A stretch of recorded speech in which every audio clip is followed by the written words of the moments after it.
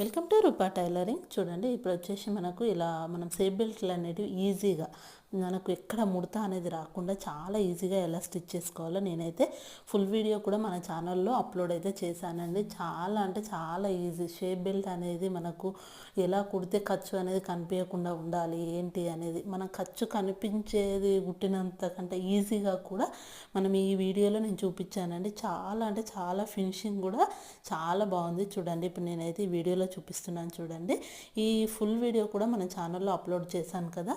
ఎవరికైనా కావాలి అనుకుంటే వెళ్ళైతే తప్పకుండా చూడండి. ఎందుకంటే షేప్ బెల్ట్ అనేది మనకు నీట్గా పర్ఫెక్ట్గా ఉంటేనే మనకు షేప్ అనేది చాలా బాగా కనిపిస్తుంది.